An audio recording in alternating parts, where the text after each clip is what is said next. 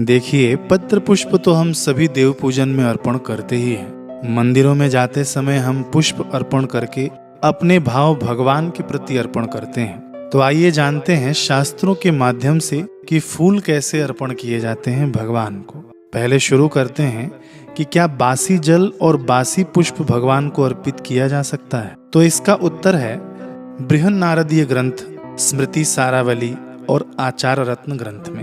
इन ग्रंथों में आता है कि जो फूल, पत्ते और जल बासी हो गए हों उन्हें देवताओं पर न चढ़ाएं, किंतु तुलसी दल और गंगा जल बासी नहीं होते। तीर्थों का जल भी बासी नहीं होता इस श्लोक के अनुसार। वस्त्र, यज्ञोपवीत और आभूषणों में भी निर्माल्य का दोष नहीं लगता, ये श्लोक है। अब आचार्येन्दु ग्रंथ की हम बात करें तो माली के घर में रखे हुए फूलों में बासी दोष नहीं आता। दौना तुलसी की ही तरह एक पौधा होता है। भगवान विष्णु को यह बहुत प्रिय है। स्कंद पुराण में आया है कि दौना की माला भगवान को इतनी प्रिय है कि वे इसे सूख जाने पर भी स्वीकार कर लेते हैं, ये श्लोक है।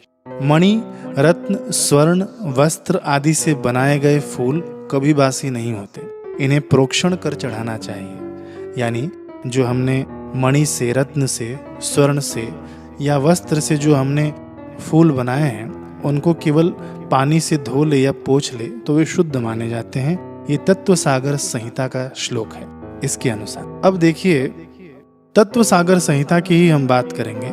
इसमें नारद जी मानस फूलों को सबसे श्रेष्ठ फूल मानते हैं। उन्होंने देवराज इंद्र को बतलाया है कि हजारों करोड़ों बाह्य फूलों को चढ़ाकर जो फल प्राप्त किया जा सकता है वह केवल एक मानस फूल चढ़ा के प्राप्त हो जाता है, ये श्लोक है।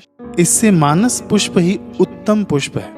बाह्य पुष्प तो निर्माल्य भी होते हैं। मानस पुष्प में बासी आदि कोई दोष नहीं होता। इसलिए पूजा करते समय मन से गढ़कर फूल चढ़ाने का अद्भुत आनंद अवश्य प्राप्त करना चाहिए। कितनी सुंदर बात नारद जी बता रहे हैं। देखिए, नारद जी भक्ति के आचार्य हैं। भागवत में हमने सुना है भक्ति के गुरु हैं।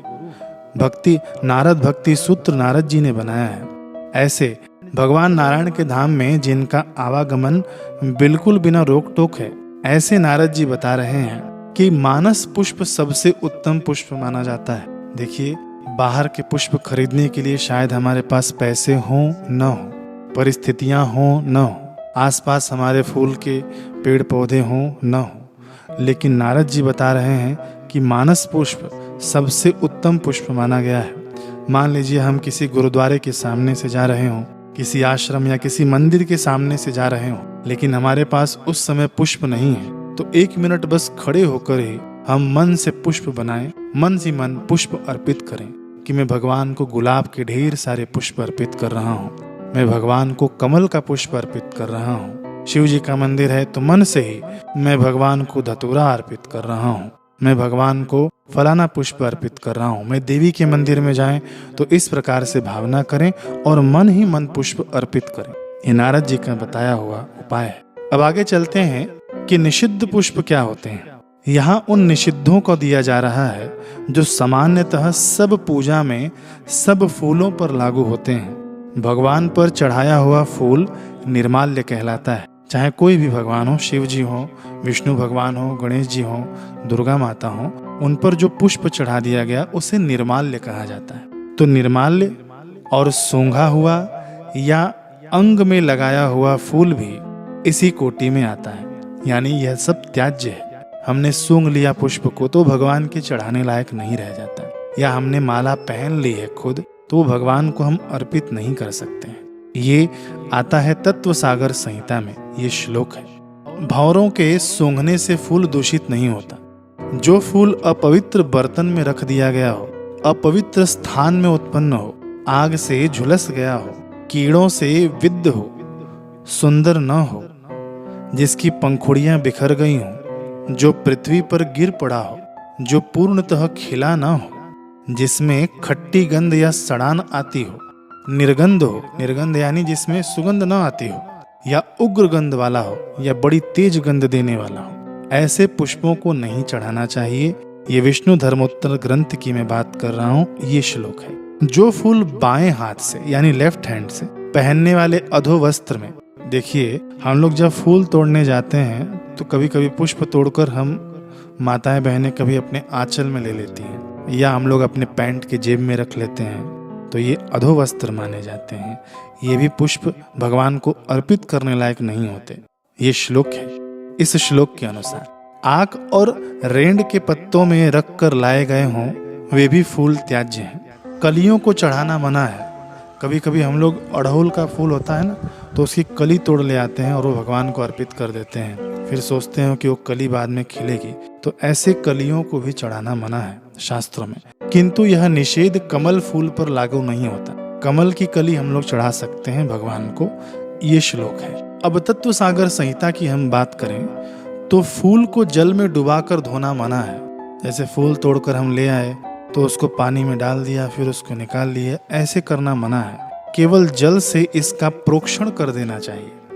यानी एक लोटे में जल ले लें, उसके अंदर कुशा डाल दें और उस कुशा से इसके ऊपर जल छिड़क दें पुष्प के ऊपर, तो ये पुष्प शुद्ध माने जाते हैं। इन्हें धोने की आवश्यकता नहीं है। कई लोग क्या करते हैं कि हाथों की उंगलियों से पुष्प के ऊपर जल छिड़क देते हैं, तो ये भी नहीं करना चाहिए। कुशा हो, कुशा से जल छिड़कें। कुशा इजीली मिल जाएगा, हर जगह मिल जाता है कुशा।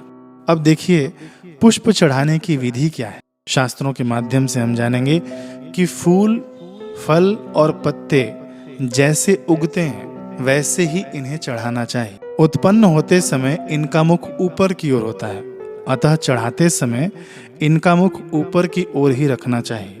इनका मुख नीचे की ओर न करें। ये नीचे श्लोक है, जहां जहां पर ये ग्रंथों में आया है, नीचे आप लोग स्क्रीन पर श्लोक देख सकते हैं।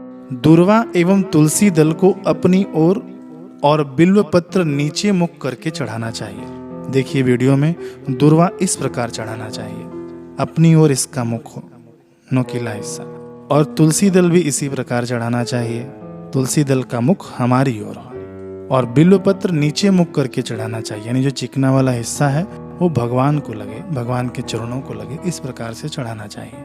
इनसे भिन्न पत्तों को ऊपर मुख कर या नीचे मुख कर दोनों ही प्रकार से चढ़ाया जा सकता है। ये श्लोक है। बाकी आप फूल चढ़ाते हैं तो जो नियम आपको बताया गया है उस प्रकार से आप चढ़ाएं, और यदि पत्ते चढ़ाते हैं तो पत्तों को कभी सीधे भी चढ़ा सकते हैं, उल्टे भी चढ़ा सकते हैं। पत्तों में कोई नियम लागू नहीं है, केवल बेल पत्र को छोड़कर।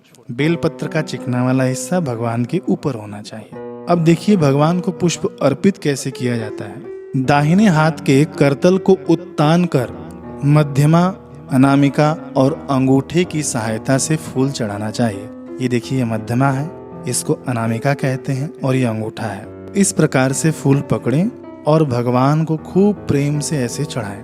जैसे कोई बच्चा सामने बैठा हो और माँ निवाला खिलाती है तो कैसे प्रेम से खिलाती है, तो इसी प्रकार से ये 3 उंगलियों के माध्यम से पुष्प को पकड़ें और भगवान को पुष्प अर्पित करना चाहिए। पुष्प चढ़ाने में खूब भाव हो, प्रेम हो। अब पुष्प चढ़ाने की विधि तो हमने जान ली। कई लोग क्या करते हैं कि फूल उठाकर ऐसे ही छिड़क देते हैं, ऐसे छिड़क देते हैं, ऐसे फेंक देते हैं, तो ऐसा नहीं करना है। फूल चढ़ाने में भी भाव हो। भगवान पर हम उपकार नहीं कर रहे हैं, फूल चढ़ा रहे हैं ताकि भगवान हमारे पर उपकार करें। खूब प्रेम हो, भाव हो। फूल चढ़ाने की विधि तो हमने विस्तार से सुन ली।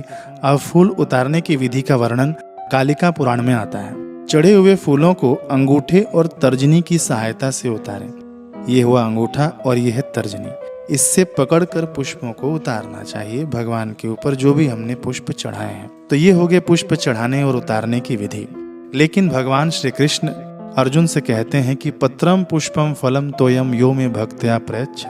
जो भी भक्त मुझे प्रेम से पत्र पुष्प आदि चढ़ा देते हैं, मैं उन्हें स्वीकार कर लेता हूँ। देखिए ये सब नियम तो ठीक है कर्म कांड के अनुसार, लेकिन एक स्टेप और भगवान हमें बढ़ा रहे हैं। तुम मुझे प्रेम दो, बाकी ये नियम तो मैं नहीं देखता। प्रेम से तुम मुझे कुछ भी अर्पित कर दो, मैं उसे स्वीकार कर लूंगा।